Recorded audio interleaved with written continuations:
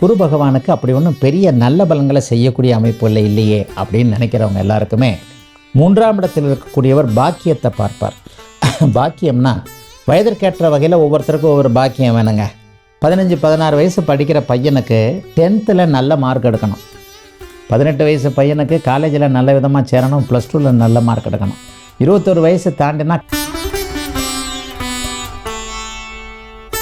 9ஆம் இடம் மிக அற்புதமாக குருவின் பார்வையில் இருக்கிறது. பெரிய நல்ல பலன்களை செய்யக்கூடிய அமைப்பு.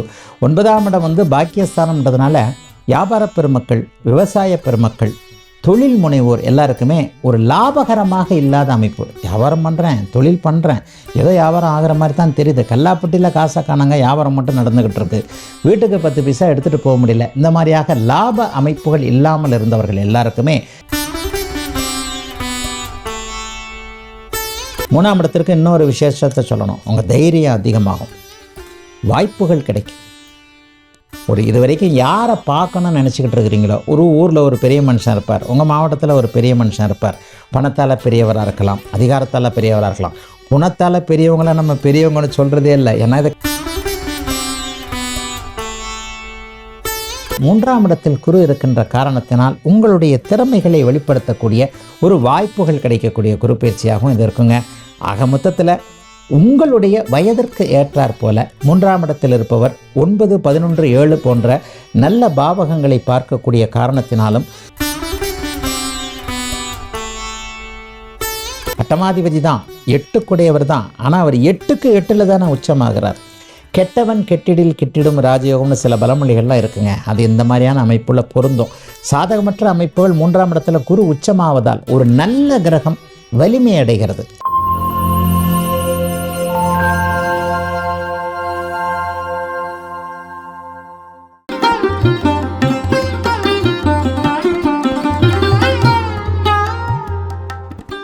வணக்கம் சார். ரிஷப ராசிக்காரர்களுக்கு இந்த குரு பயிற்சி என்ன மாதிரியான நல்ல பலன்கள் எல்லாம் தர காத்திருக்கு?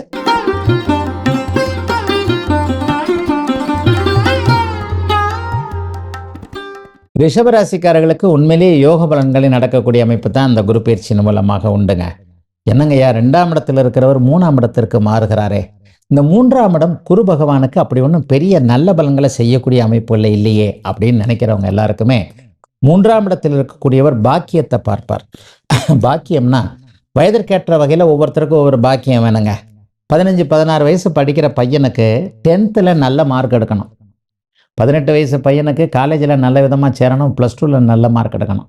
21 வயசு தாண்டினா காலேஜ் அவுட்டாக ஆகிடுவார். 20s என்ன பண்ணுவார், நல்ல வேலை கிடைக்கணும். ஒரு 25 வயசு தாண்டினா என்ன தோணும், ஒரு நல்ல லைஃப், வாழ்க்கை துணை, ஒரு நல்ல ஆணுக்கு ஒரு நல்ல மனைவி, பெண்ணுக்கு ஒரு நல்ல கணவன், இந்த மாதிரியான அமைப்புகள் கிடைக்கணும். 40 வயசுக்கு மேலே ஆச்சுனாலே நமக்கு வேறு மாதிரி வந்துடும். எப்படின்னா கொஞ்சம் உடம்பு நல்லா இருந்தாலே போருங்க. ஒரு 50-60 வயசில் நடுத்தர வயதில் கல்யாணம் ஆனவுடனே குழந்தை பாக்கியம், புத்திர பாக்கியம். ஆக இந்த மாதிரியாக வயதிற்கேற்ற வகையில் பாக்கிய ஸ்தானத்தை பார்க்க போகின்ற குரு பகவான் நல்ல விதமான பாக்கியங்களை தரக்கூடிய அமைப்புகள் கண்டிப்பாக உண்டு. குரு பகவான் பார்க்கிற வீட்டுகளுக்கு தான் அதிகமான பலம். 3ஆம் இடத்தில் உச்சமாக போகின்ற குரு பகவான் 7, 9, 11 போன்ற பாவகங்களை பார்க்க போறார். இப்போ 7ஆம் பாவகம் காதலை குறிக்கக்கூடிய, கல்யாணத்தை குறிக்கக்கூடிய, கணவன் மனைவியை குறிக்கக்கூடிய ஒரு பாவகம். அப்போ குடும்பத்தில் ஒரு அமைதியை கொடுக்க போறாரு குரு பகவான் இந்த பயிற்சியின் மூலமான அர்த்தம். இது வரைக்குமே காதலிச்சு கொண்டிருக்கிறவங்களுக்கு பெற்றோர்களுடைய சம்மதத்தை கொடுப்பார். 2வது, எனக்கு காதல்லாம் கிடையாதுங்க, எனக்கு கல்யாணம் பண்ணணும், வரன்னு பார்த்துட்டு போகிறாங்க, எனக்கு பிடிக்கல அல்லது என்ன அவங்களுக்கு பிடிக்கல, இந்த மாதிரியான திருமண அமைப்புகள் தள்ளி கொண்டே போவதை 7ஆம் இடத்தை குருபார்க்கின்ற காரணத்தினால் கண்டிப்பாக இந்த வருடத்தில் செப்டம்பர் மாதத்திற்கு பிறகு ஃபிக்ஸ் ஆகி வருஷ கடைசியிலே கல்யாணம் ஆகக்கூடிய அமைப்புகள் ஒரு வயது தாண்டிய ரிஷபராசிக்காரர்கள் எல்லாருக்குமே கண்டிப்பாக உண்டு. 9ஆம் இடம் மிக அற்புதமாக குருவின் பார்வையில் இருக்கிறது. பெரிய நல்ல பலன்களை செய்யக்கூடிய அமைப்பு. 9ஆம் இடம் பாக்கியஸ்தானம்ன்றதுனால வியாபார பெருமக்கள், விவசாய பெருமக்கள், தொழில் முனைவோர் எல்லாருக்குமே ஒரு லாபகரமாக இல்லாத அமைப்பு. வியாபாரம் பண்ணுறேன், தொழில் பண்ணுறேன், ஏதோ வியாபாரம் ஆகிற மாதிரி தான் தெரியுது. கல்லாப்பட்டியில் காசை காணாங்க, வியாபாரம் மட்டும் நடந்துக்கிட்டு இருக்கு. வீட்டுக்கு 10 பைசா எடுத்துகிட்டு போக முடியல. இந்த மாதிரியாக லாப அமைப்புகள் இல்லாமல் இருந்தவர்கள் எல்லாருக்குமே மிகப்பெரிய உன்னதங்கள் நடக்கப் போகிறது.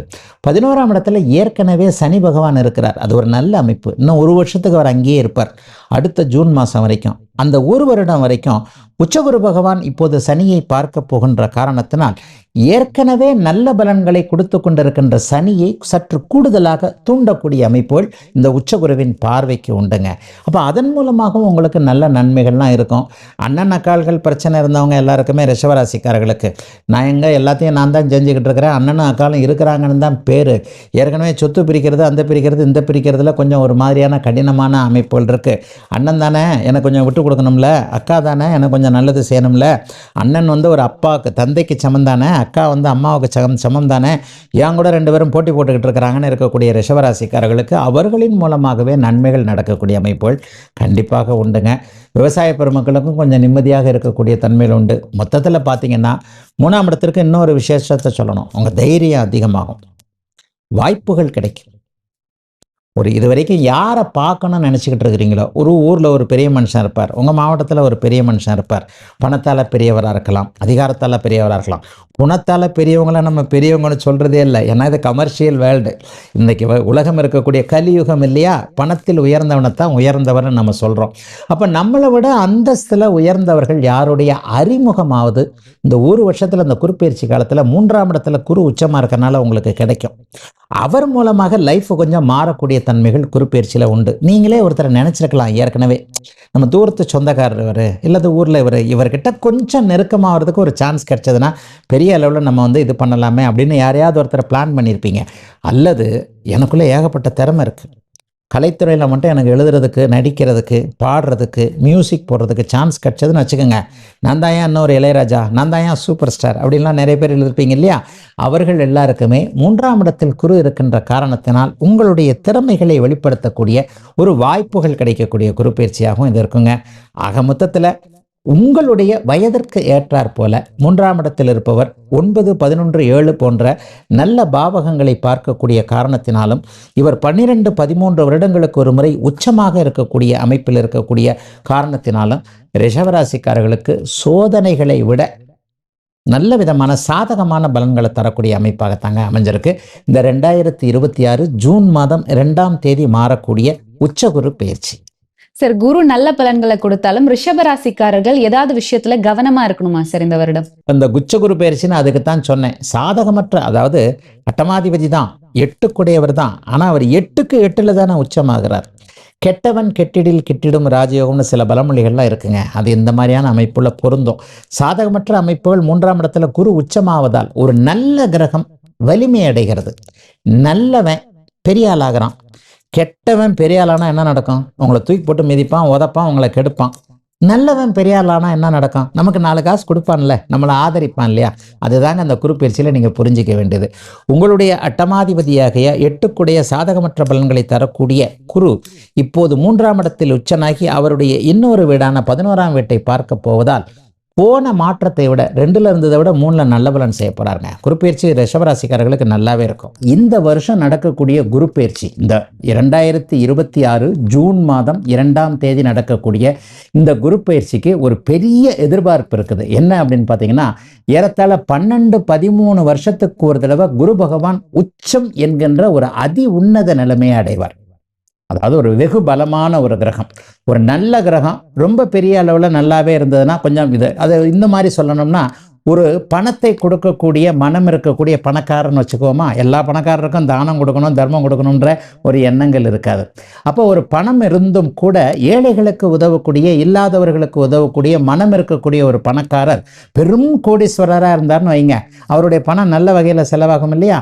அந்த மாதிரியாக எங்களுடைய ஜோதிட அமைப்பில் உச்சம் என்கின்ற அதி உன்னத நிலைமையை அடையக்கூடிய அமைப்பு ஒவ்வொரு முறையும் 12லிருந்து 13 வருடங்களுக்கு ஒரு முறை குரு பகவானுக்கு உண்டு. இந்த தடவை அந்த 12, 13 வருஷத்திற்கு ஒரு தடவை அவர் அடையக்கூடிய உச்சம் என்கின்ற நிலையை இந்த ஜூன் மாதம் 2ஆம் தேதி அடைய போகிறார். ஆகவே என்ன இருக்கும் அப்படின்னு சொன்னால், உலக மக்கள் எல்லாருக்குமே பெரும்பாலும் சம்பாதிக்க முடியாமல் இருப்பவர்களுக்கு, ஜீவன் அமைப்புகளில் எல்லாருமே எதுக்காக இருக்கிறோம்? ஒரு பணம் தானே.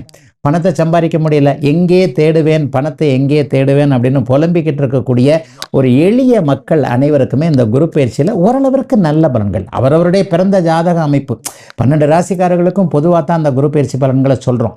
ஆனால் உங்களுக்குன்னு தனியாக உங்களுடைய ஜாதக பலன் இருக்கிறது. எல்லாருமே பார்த்தீங்கன்னா இப்போ நான் மேஷ ராசிக்கு ஒரு நல்ல பலன் சொல்கிறேன், தனுசு ராசிக்கு ஒரு நல்ல பலன் சொல்கிறேன், மகர ராசிக்கு சூப்பராக பலன் சொல்ல போகிறேன். ஆனால் மகர ராசியில் பார்த்தீங்கன்னா 100 ரூபாய் சம்பாதிக்கிற 1000 ரூபாய் சம்பாதிக்கிற ஒரு எளிய ஒரு டெலிவரி பாயும் இருப்பார். அதே நேரத்தில் மகர ராசியில் லட்சக்கணக்கில் சம்பாதிக்கக்கூடியவர், வெகு சிலர் கோடிக்கணக்கில் சம்பாதிக்கக்கூடியவர்கள் இருப்பாங்க. இவங்க எல்லாருக்குமே இந்த அமைப்பு பொருந்துமா அப்படின்னு பார்த்தீங்கன்னா, இன்றைக்கு நீங்கள் என்ன சம்பாதிக்கிறீங்களோ, எந்த அளவிற்கு வருமானத்தை கொண்டிருக்கிறீர்களோ அதில் 2 மடங்கு 3 மடங்கு 4 மடங்கு அதிகமாக கொடுக்கக்கூடிய அளவு குரு பகவானுக்கு கண்டிப்பாக உண்டு. ஆகவே இந்த குரு பயிற்சியை எல்லாருமே நல்ல விதமாக எதிர்பார்க்கலாம். 12 ஆண்டுகளுக்கு ஒரு முறை மட்டுமே வரக்கூடிய ஸ்பெஷல் குரு பயிற்சி, உச்ச குரு பயிற்சியாக இந்த குரு பயிற்சியை சொல்ல முடியும். அது இந்த வருடம் 2026 ஜூன் மாதம் 2ஆம் தேதி நடக்கிறது. சோ இந்த குரு பயிற்சி ரிஷபராசிக்காரர்களுடைய வாழ்க்கையில என்ன மாதிரியான மாற்றங்கள் எல்லாம் தரப்போகுது அப்படிங்கறத பத்தி தெளிவான விளக்கங்கள் கொடுத்தீங்க. நன்றி சார்.